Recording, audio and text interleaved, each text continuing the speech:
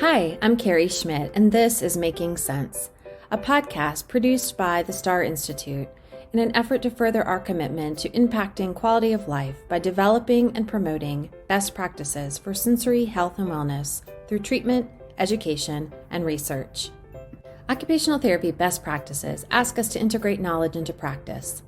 On this season of Making Sense, each episode offers a different conversation aimed at translating the most current research into clinical action for occupational therapy practitioners. This season of Making Sense is sponsored by Calm Strips. Calm Strips began as a small piece of blue tape wrapped on the founder's finger. He looked a bit silly wearing the tape, not to mention he had a lone sticky finger at the end of the day. So then came the idea to create something that you could stick anywhere and take everywhere you may need a little bit of calm. Calm Strips is unwaveringly dedicated to their mission to further destigmatize the need for support and help. Calm Strips, take a bit of calm with you everywhere. I'm joined today by Aksheya Sridhar and Deondra Straiton. They're both PhD candidates in the psychology department at Michigan State University's Clinical Science program. We're going to discuss their 2021 article, Short Report, Call to Action for Autism Clinicians in Response to Anti-Black Racism. Welcome. Thank you so much for being here today. Thanks. Yeah, happy to join you. Because we have two guests today, I'm actually going to ask if you would introduce yourselves and tell us a little bit about your education background, some of your interests, so that the listeners can get used to your voices. So Aksheya, do you want to start? Sure. So I'm Aksheya. I'm a fourth year student in the clinical science program. And I guess in terms of my background, I identify as an immigrant Southeast Asian woman. I started studying psychology in undergrad at Clark University in Massachusetts, and continued on that path, between undergrad and then coming to grad school. I took a couple years off where I worked in behavioral therapy, as well as received my master's from Boston University in psychology. And I've been at MSU for 4 years now, studying primarily the implementation of evidence-based practices in community settings for autistic youth. So I think I'm really passionate about addressing some of these health disparities, particularly in community settings and in low resource settings for people who are historically excluded or marginalized in the U.S. Yeah, my name is Deondra Straiton. I am also a PhD candidate at Michigan State University in our clinical science program, which is in our psychology department. I have a master's degree in clinical psychology from Michigan State and a bachelor's degree in psychology and educational studies from Swarthmore College in Pennsylvania. I also have my pre-K to fourth grade teacher certification in the state of Pennsylvania as well. Most of my work I started off kind of wondering, do I like education? I want to go that route. Do I really like psychology and go that route? And I kind of landed at a research position at the University of Pennsylvania, doing some work on improving autism services in the school system in the school district of Philadelphia. And that's kind of how I fell into this work and helping improve the services that autistic youth receive in community settings, also particularly lower resource settings like school systems, early intervention system, and most of my recent work has been in the Medicaid system.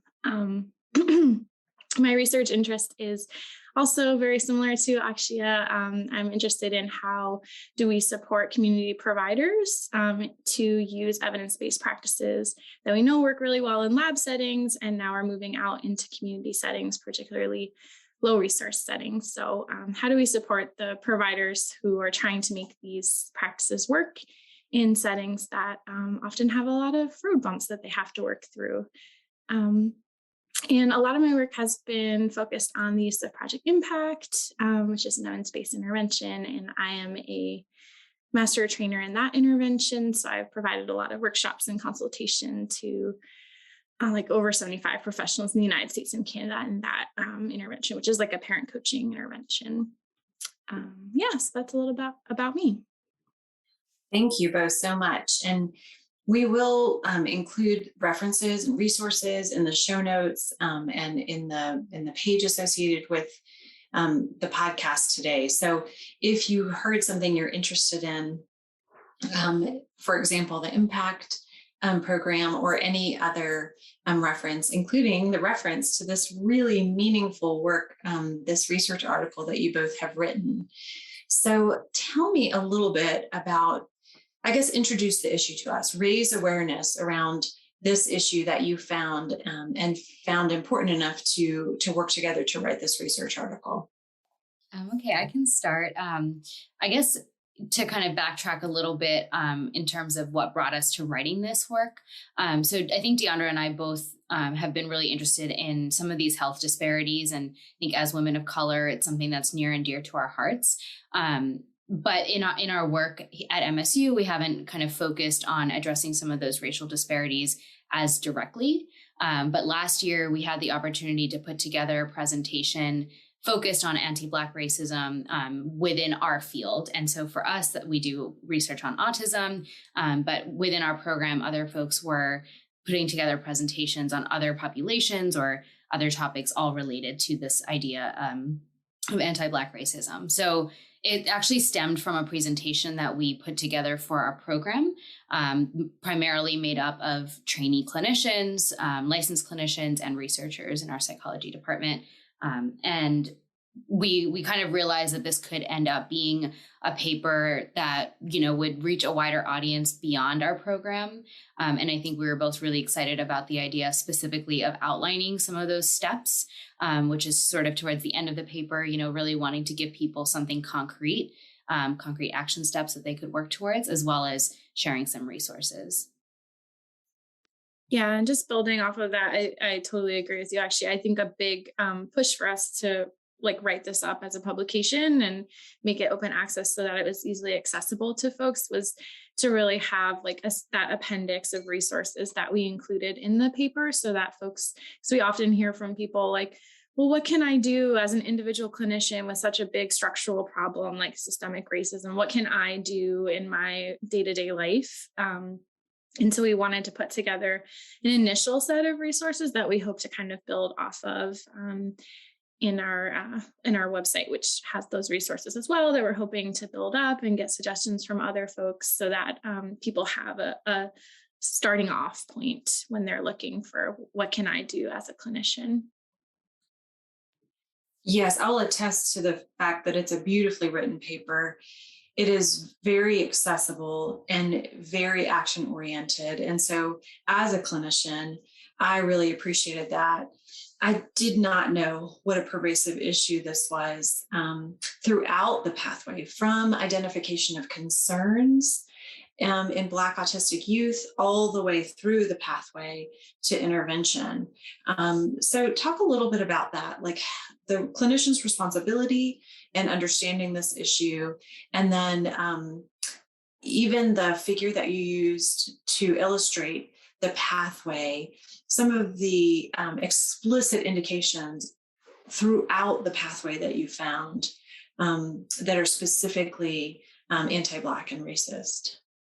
So we did try to develop a working, I think we called it a working model of the clinical pathway that Black families sort of navigate in order to access autism services for their family members. And one of the things we really wanted to highlight were all the many steps in that not super linear all the time process, with some concrete examples of what that might look like for a Black family. So we tried to highlight that in the figure that we included.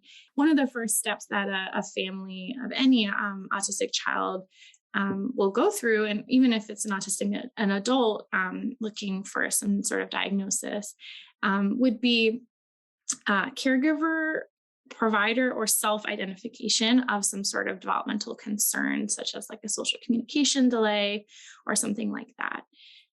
So that's kind of one of the first pieces along that clinical pathway that we outline. Another piece, which usually comes after that moment, would be developmental surveillance by providers, where oftentimes, unfortunately, families are sometimes inappropriately asked to wait a long time to monitor things when really maybe they should have been referred much sooner. Then you would be looking at age-appropriate ASD screening tools, many of which are not validated or normed in diverse samples. And so we're losing a lot of the sensitivity in Black families. Then we have referrals for diagnostic testing and assessment of co-occurring conditions. So often these referrals will go out to the early intervention system in the United States, or they might go through the school district. And people are being referred to different types of providers, maybe a developmental pediatrician. There's lots of systems at play in the diagnostic process. And we see high rates of misdiagnosis for Black autistic youth, which have been really well established in the literature at this point. A lot of folks getting conduct disorder diagnoses instead of autism, for example, particularly if they are Black. Then they might be applying for things like medical assistance if they're eligible. So things like Medicaid waivers, they have to navigate that process. They are going to, at some point, identify available services that may be appropriate for that person. Unfortunately, there's often a lot of bias in that process and maybe less coordination of care or dismissal of service needs in that piece. And then you actually hopefully get someone to the point where they actually are initially accessing a service or multiple services. But we do see less use of outpatient services, specialized services, and delays in access to care at that point in Black families. And then from that point, it's not all smooth sailing. Even still, we see sort of families having to continuously decide whether they want to obtain or receive services or continue receiving that service, depending on their experiences with those providers who often lack cultural humility and may make the families feel more or less comfortable continuing in those services. And then the ongoing service navigation would be sort of one of the final pieces in the pathway we outline, which would mean like even actually transitions across systems. For example, moving from preschool or early intervention system into the school system, into kindergarten, or moving from middle school into high school. Things look very different in terms of service use, or having to be reevaluated for eligibility in some of these service systems. We see lots of issues occur at that moment as well. So we kind of outlined that process, and I've just kind of noted a few of the examples that we provide as well that kind of go along with those pieces in the pathway. Pointed out that way, you can see how pervasive it is, right? It is not at one point in the clinical pathway. It is at every point. If the caregiver doesn't encounter anti-Black racism in one step, they might encounter it in the next step. So Aksheya, take us back to kind of that early concern phase for parents. They are communicating some concern that they're seeing, but you guys highlighted in the literature that Black autistic children are 2.5 times more likely to be misdiagnosed. So take us back kind of to those early days of parents identifying some concerns, bringing those concerns rightfully to clinicians, asking for attention to those concerns. What's happening there? Yeah, I mean, I think, as we talk about, and as Deondra mentioned, these health disparities are really pretty well established. We know that Black kids are diagnosed a lot later than their white counterparts. And we also know they're more likely to be misdiagnosed. And I think part of this is that sort of implicit bias, like Deondra mentioned. Black autistic children may be more likely to be diagnosed with something like conduct disorder at least in part because of stereotypes around, Black kids being more likely to be aggressive or defiant, as opposed to showing some of the more autistic characteristics that we may be aware of. So I think there's certainly a lot of provider bias that's playing a role, as well as something that's been pretty well established in the literature, kind of this dismissal of what Black caregivers are bringing to the table. So as we mentioned in the paper, a lot of these families are having to see 3 times as many providers just to get that diagnosis, like having to go through that process over and over again in order to get someone who listens to them, believes them, and is willing to take them seriously, to then, make sure that their child is receiving the right screening, the right assessment, and going through that process. I think it's also really important to highlight then the downstream effects of all of that. As Deondra mentioned, it's not a linear pathway, but if a child is diagnosed, a year later, then that means they're getting access to all those services at least a year later, if not more. If they're being misdiagnosed, they may not be getting access to the appropriate interventions or have appropriate school accommodations or whatever it might be. So I think that early screening and early assessment piece is really important when we think about how these biases may play a role, because then they impact many of the other parts of that pathway as well.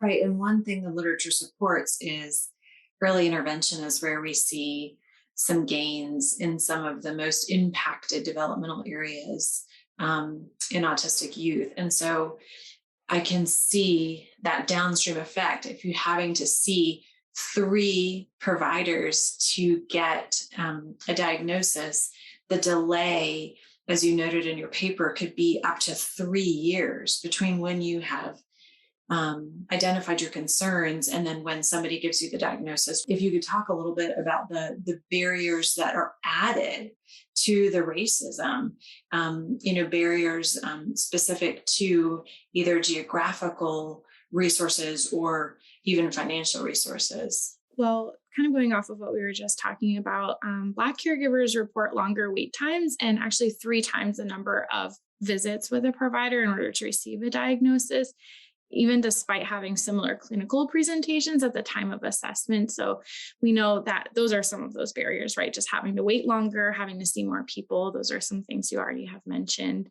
Then you have, in the United States at least, a conflation of class and race, where we see a lot of these families maybe coming from lower income backgrounds, which already puts them at a disadvantage of getting access to services in a timely manner and also getting enough or sufficient services, particularly outpatient services or specialist care.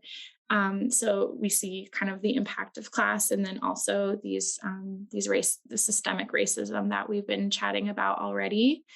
And then what we often will see with Black families is that as we've discussed, the concerns have been discussed with maybe a pediatrician, for example, or maybe a daycare provider or whoever it might be for quite some time, and it's not taken seriously. And then we often will see a spike in diagnoses in Black children once they become school age. So like around 5 to 8 years old, once they're in the school system and the teachers are identifying some of these concerns, maybe they're starting to validate some of the concerns that are already there, or they're starting to notice concerns that weren't already pointed out to the family at that point. And so we see a lot of school age children starting to get caught by that system, which is great, except it's much later in life than their white counterparts. So I think that's also a piece of the puzzle as well. Is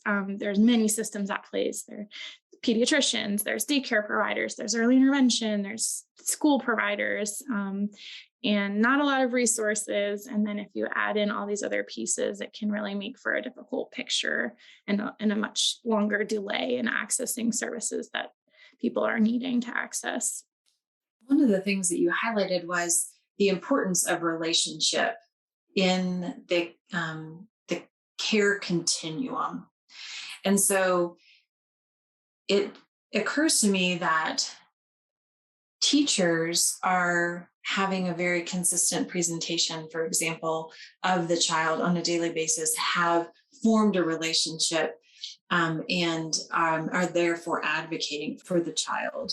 And it saddens me that the primary caregiver's voice as the expert in their child is somehow dismissed in the process until a teacher who notices the same things brings it forward. Yeah, that can often be the case, which is why I think schools are a really important service system for autistic people that we often overlook, because they're really in school for a long part of their day for so many years. They have those longstanding relationships with teachers. And actually, most kids on the spectrum are getting a lot of services through the school system. And so they're a really important piece of this puzzle, and definitely that relational piece as well. For a lot of families, they may not really be working with other providers because maybe their concerns were not picked up, or maybe they didn't know about some of the developmental concerns that were being exhibited by the child, and then maybe they've only really met with a pediatrician by that point until they get to the school system. And so I think that's a really important piece for these families. I don't know if you were going to say something there, Aksheya. Yeah, I was just going to say that I think that's one of the things that stood out to me the most as we were kind of doing our research for this paper, is sort of that mismatch between what providers are reporting are some of those barriers to, a family receiving services versus what parents are reporting. So, a lot of what we're seeing from studies is that providers are saying, the parents don't have maybe the motivation or don't have the time. And some of those, characteristics that are preventing them from receiving services, whereas parents are reporting that they are having these racist interactions and racist encounters, and that they are in fact highly motivated and really prioritize getting services for their child. So I think that mismatch is really important to think about, especially because there's also then research that shows that if there is a collaborative relationship, whether it's provider and parent or teacher and parent, if there's a process like shared decision making where they're coming up with goals together and making choices about the child's education, their accommodations, their services together, then that can actually be really beneficial for the child and for that relationship overall. So I think that relationship is highly important to think about. You highlighted that there are so many clinicians involved in the pathway, the clinical pathway.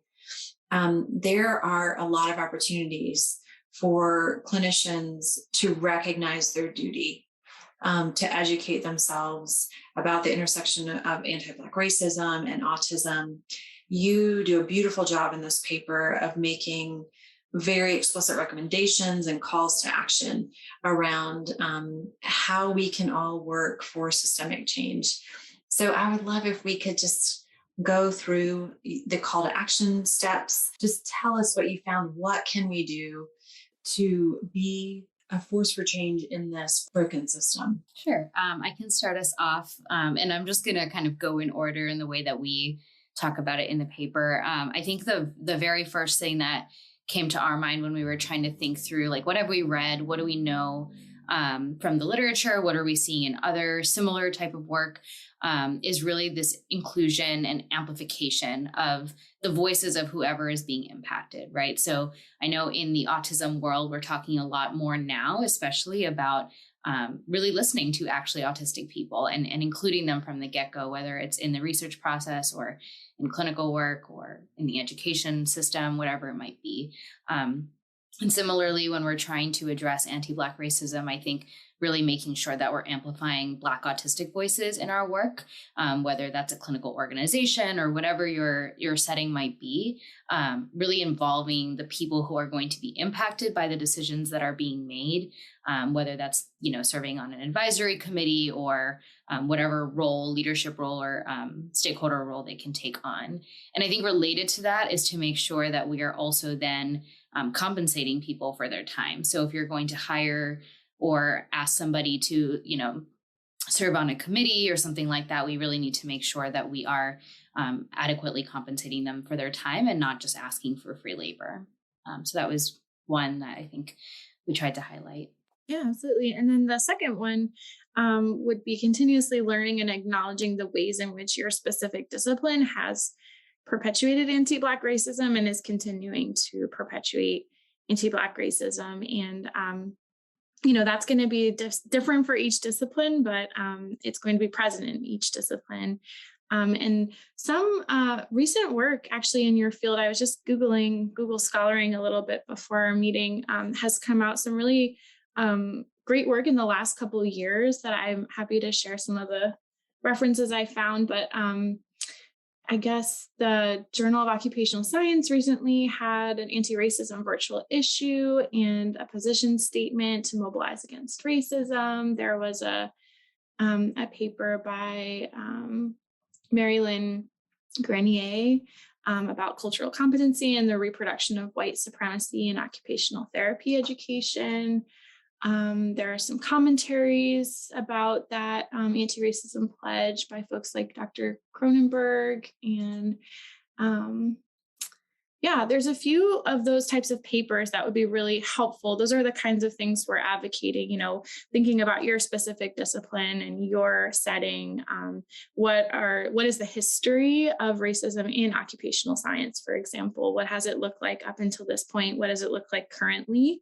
And knowing that history and teaching that in pre-service training, so like graduate school, but also continuing education and in-service training for folks who are out in the field already and have already graduated, knowing that discipline-specific history and, having that knowledge so that doesn't continue to be perpetuated in your field. Thank you. Thank you for making that field specific. And we will gather those resources too and include them in the show notes because, again, you are so gifted at making this accessible and actionable. And so everybody listening can go and access some of these resources specific to our discipline. So talk a little bit about the third step, which is cultural humility. Sure. So, I think people have different sort of terms for this: cultural humility, cultural competence, things like that. We really wanted to focus on cultural humility because it sort of encompasses this idea that it's this lifelong, never-ending process. We all come to the table with implicit biases, whether we grew up in the US, whether we grew up abroad, regardless of sort of the ways that we identify, things like that. We all have biases about different folks. So really kind of addressing that and acknowledging that in ourselves, which can be really challenging to do. But it is a really, really important first step, I think, in order to really engage with this work and make some meaningful changes in how we're doing clinical work, how we're engaging with different people and things like that.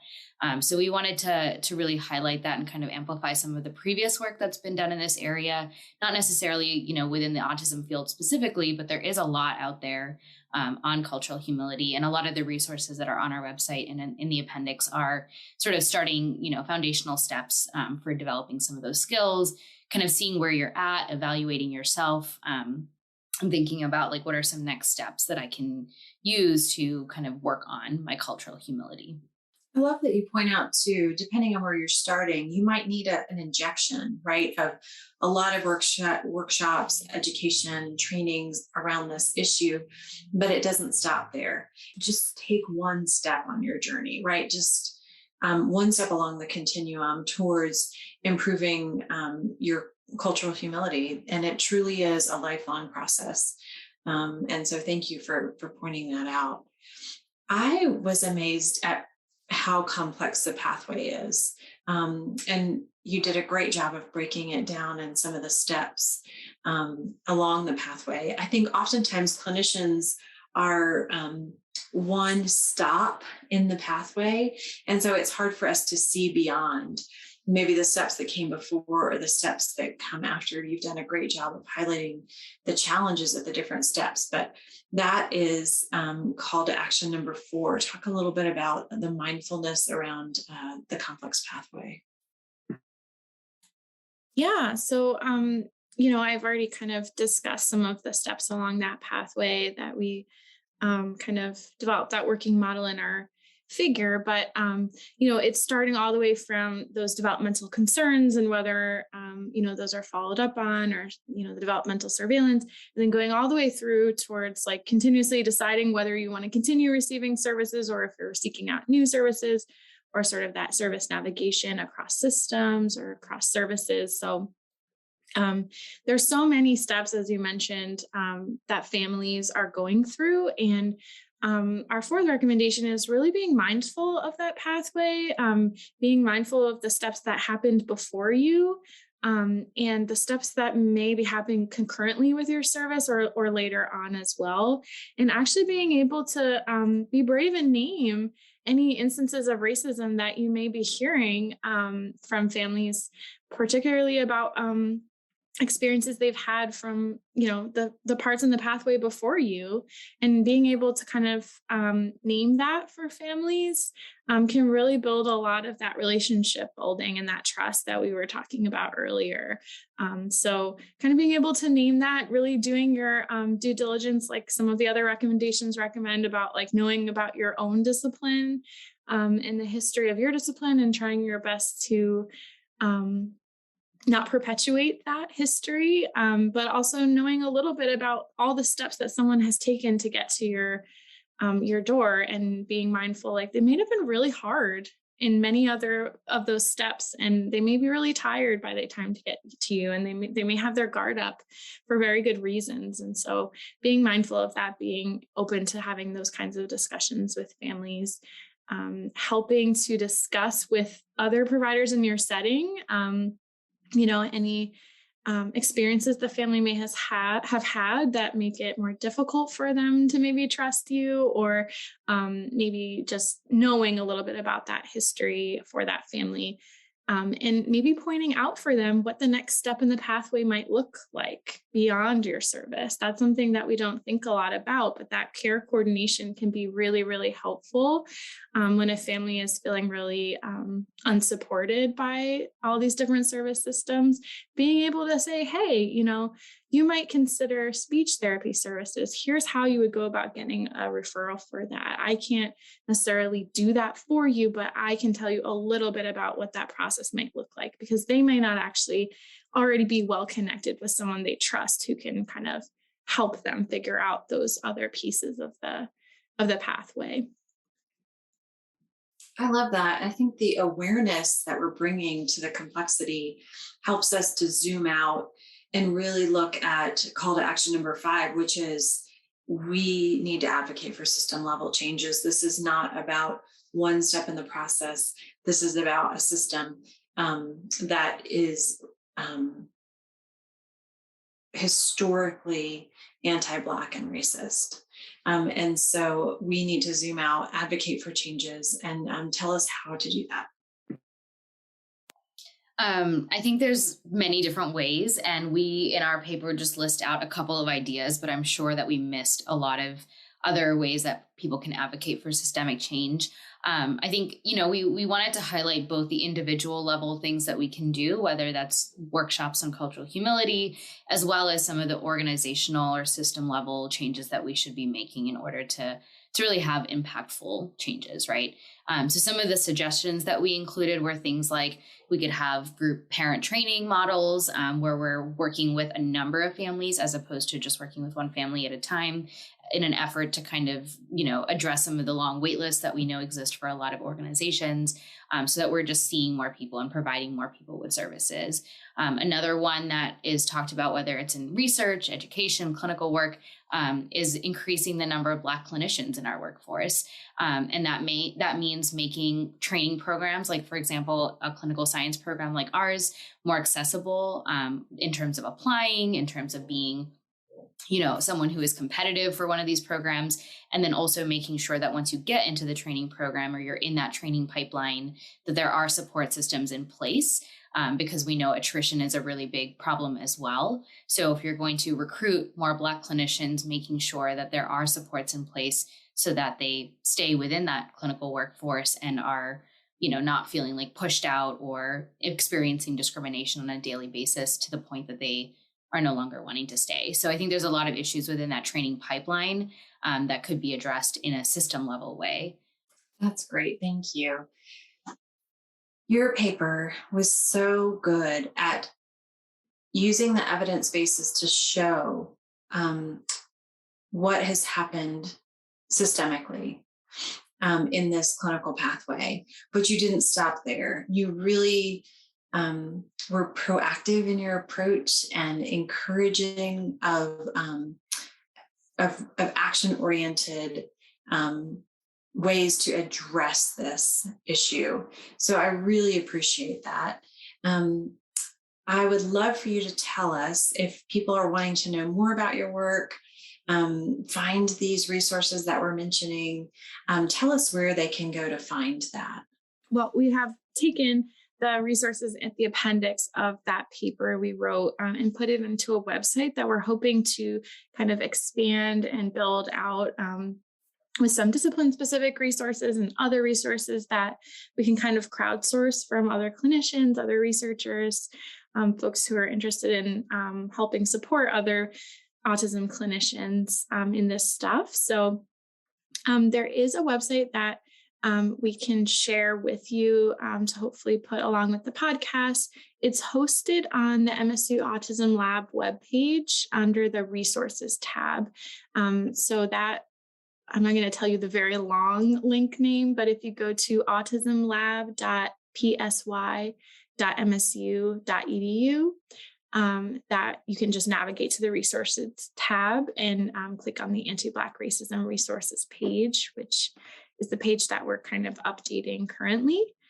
And then for me, folks are welcome to email me or message me or tweet me or these sorts of things on Twitter. So my email address is Straiton, Straiton @msu.edu. And my Twitter is my first and last name. So it's at DIONDRASTRAITON. Great. Yeah, I think if you guys are interested in looking at that website, that's really where we're hoping to house a lot of these resources. And if there's any listeners that have any to add, we really are looking to continuously grow this database. People can reach out to me also on Twitter at Aksheya S, so AKSHEYAS, or email SRIDHA17@msu.edu. Thank you so much. One thing that we highly value at the START Institute is not just curiosity, but the ability to evolve as science evolves. So not to make up our mind one time, but to be humble enough to change our minds if the science is pointing us in a way that we need to evolve our thinking. So I'd love for each of you to tell me, what's one thing you once believed that you've changed your mind about, or one thing that you once believed that your thinking has really evolved in? I can start us off, I guess, kind of along the lines of that clinical pathway we've talked about.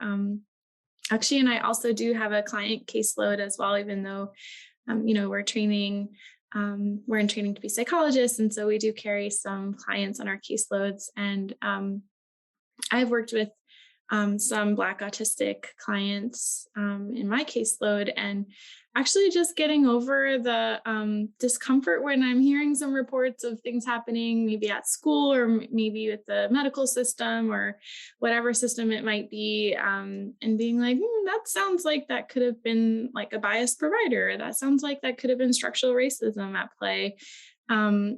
But maybe being like kind of afraid or uncomfortable to like say that to the family. I've actually tried to be a little bit braver with that and kind of saying like, I wonder if maybe, race might be a factor in the way that teachers are treating him at school, or, he has less support needs maybe at school, and maybe, his teachers are not realizing that actually the behaviors that they're concerned about and they think are him acting out are actually related to his autism. And I wonder if he was white, if that would still be the case. And being able to say some of these things to families has actually gone really well. And so just trying to get over that discomfort, because I think families really appreciate when you can kind of name that for them. It's often something they're thinking anyway, but maybe are uncomfortable bringing up explicitly. So that's something I've kind of changed my mind on, like, do I really need to say it if they already kind of know? And it's like, well, I think it really does help build that relationship and help them maybe be motivated to take some action, or even just speak up for themselves in some of those situations. And validate their experience, and in doing so, build relationship. Because we know, and from evidence basis, that relationship is a powerful mover in intervention. So, yeah, well done. That's great. Aksheya? Yeah, I think in addition to doing those things, something that I'm really trying to focus on doing is to always be using a strengths-based approach. And this is a term that I didn't even learn until maybe like 4 or 5 years ago. So for me, it's still relatively new.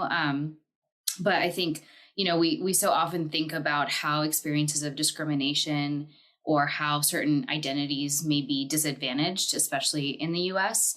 And I think it's highly, highly important to name those experiences and talk through some of those things and how it's impacted access to services or whatever it might be. But something that I also try to make sure that I do is to really ask families that I work with about some of the strengths, some of the things that they're proud of. So, in working with Black families, asking them what it means to be Black and what does that mean? What are you proud of your background or your culture or whatever it might be, and kind of getting at some of those strengths so that we're also thinking about that side of the coin and how those things can be protective or really helpful and meaningful for the clients that we work with. That's beautiful. Thank you. Thank you both for the work that you do. Thank you for the way that you do it so thoughtfully and so with so much encouragement. I really appreciate your being here today. This was a really meaningful, powerful paper. Thank you for sharing it with us. And I look forward to people accessing and indeed contributing to your resources around this paper. Yeah, thank you so much for having us. Thank you very much. You can find me, Carrie Schmidt, on Instagram at Carrie Schmidt OTD. That's CarrieSchmittOTD. The STAR Institute is a nonprofit organization. You can find out more about us at our website, sensoryhealth.org. That's www.sensoryhealth.org. There you can join our email list, find out about our educational, clinical, and research endeavors, and make a donation. This podcast wouldn't be possible without our wonderful guests and the support from the STAR Institute, especially Crystal Hayes and Tori Pluchek. Your feedback matters to us. Please leave a review, subscribe, and share this podcast with your friends. This is Making Sense. I'm Carrie Schmidt.